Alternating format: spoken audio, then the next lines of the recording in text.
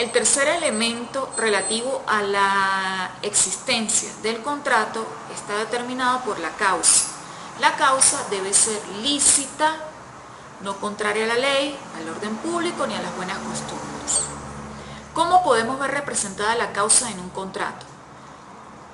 Por ejemplo, el caso de un contrato de donación, en el cual una persona entrega un bien inmueble a otra en forma gratuita, sin obtener una compensación económica por la donación o la entrega de ese bien inmueble, que puede ser una casa, se done una causa. Entonces la causa es el fin fundamental, la razón de ser del por qué las partes declaran su voluntad de unirse para la celebración del contrato. Es lo que motiva la celebración del contrato.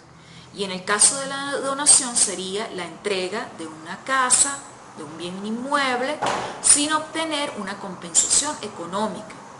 Caso contrario podría ser una compraventa de ese inmueble. Allí la causa sí vendría determinada por una utilidad económica, por cuanto que el vendedor al entregar el bien obtiene un pago. Ese pago está establecido en el contrato, porque se fija un precio, se pacta un precio para la entrega del bien. Entonces, la causa está referida precisamente al motivo, la finalidad, el fin, el propósito que persiguen las partes al momento de declarar su voluntad. Una vez hemos abordado los elementos necesarios para la existencia del contrato, consentimiento, objeto y causa, los cuales se deben dar en forma concomitante, son concurrentes, por cuanto que de faltar alguno no existiría tal contrato, abordemos ahora lo referente a los elementos esenciales para la validez del contrato. En este sentido, el artículo 1141 del Código Civil nos dice que estos elementos son indispensables para que el contrato surta efectos jurídicos y señala que en caso de ausencia de alguno de ellos, el contrato es anulable. ¿Ok? Es anulable ¿por qué? Porque puede producirse la incapacidad legal de alguna de las partes o de solo una de ellas, o también por vicios en el consentimiento.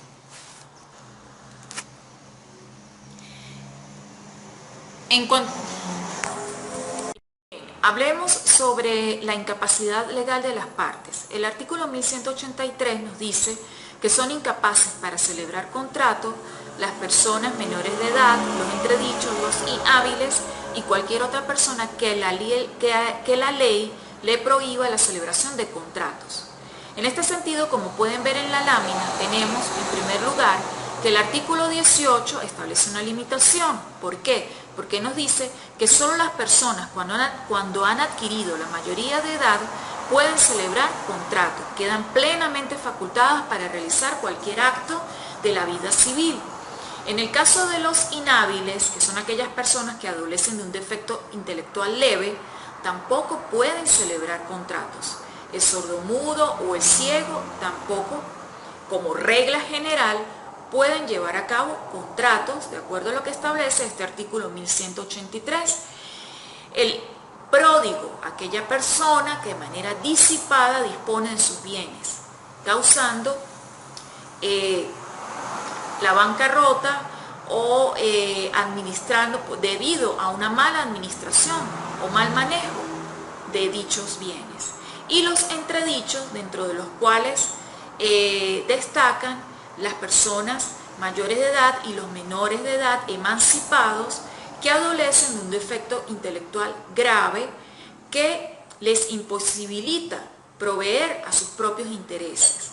Debido a ese defecto intelectual, pues se ven imposibilitados de celebrar contratos, aun cuando puedan presentar periodos lúcidos mentalmente.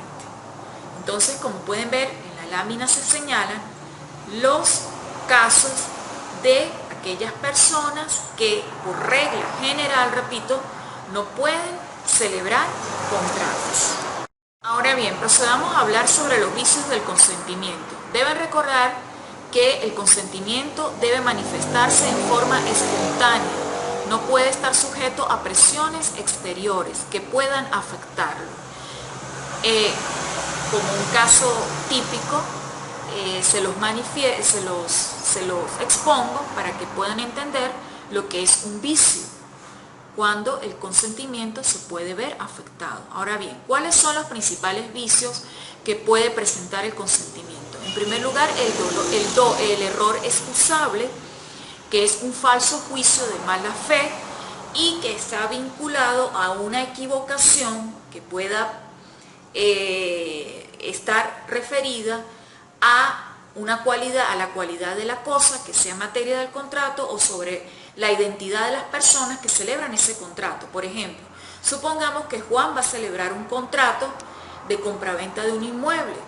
El día en que se va a protocolizar ese contrato ante el registro, quien suscribe el contrato no es Juan, sino Pedro, que es su hermano gemelo. Entonces allí ese contrato es anulable. ¿Por qué? Porque hay un vicio que está afectando el consentimiento y que está íntimamente ligado a la identidad de la persona. Un segundo elemento que vicia el consentimiento está determinado por la violencia. La violencia es la coacción física, psicológica que una de las partes ejerce sobre la otra para inducirla a la celebración del contrato aún contra su voluntad. ¿Por qué? Porque la persona que es víctima de esa violencia experimenta un temor fundado, un fundado temor de que tanto su vida como sus bienes puedan estar en peligro, incluso sus familiares, y de allí que motivado a esas circunstancias se vea la necesidad de celebrar dicho contrato. La violencia la podemos ver regulada en el artículo 1151 y 1152, como lo pueden ver ustedes reflejado en la lámina que se expone en la pantalla. Finalmente, el tercer vicio que afecta el consentimiento lo constituye el dolo. El dolo son las maquinaciones, engaños, artificios que realiza una de las partes sobre la otra persona para inducirla a celebrar dicho contrato. Si no existen esos engaños, esas maquinaciones no se llevan a cabo, entonces no podría hablarse de dolo, de mala intención de uno de los contratantes para que el otro celebre dicho contrato. Bien, jóvenes, con esto damos por concluido el tema relativo al contrato. Recuerden que el contrato parte de una convención, de un acuerdo celebrado entre dos o más personas para crear un efecto jurídico en ellas, que existen unas características que los identifican: el acuerdo de voluntades y reflejado en la convención, que regula relaciones o vínculos jurídicos susceptibles de valoración económica y que guardan relación con el objeto del contrato, la cosa. La cosa debe tener un valor económico, debe apreciarse económicamente, y que en tercer lugar, produce efectos jurídicos para las partes. Ya decíamos al principio, un contrato de compraventa: Juan entregar la casa, Pedro pagar el precio. Hablamos también de los elementos esenciales para la existencia del contrato, los cuales deben concurrir. Los tres elementos son necesarios, de lo contrario, el contrato no tendría existencia, como lo son el consentimiento, que ya sabemos qué significa, acuerdo de voluntades libremente manifestado, que puede ser expreso y tácito. La causa, que es lícita, puede ser contraria a la ley, al orden público, a las buenas costumbres, y que está representada por la razón de ser, lo que conlleva a las partes a celebrar ese contrato. Y el objeto, que viene a estar representado por la cosa o la prestación.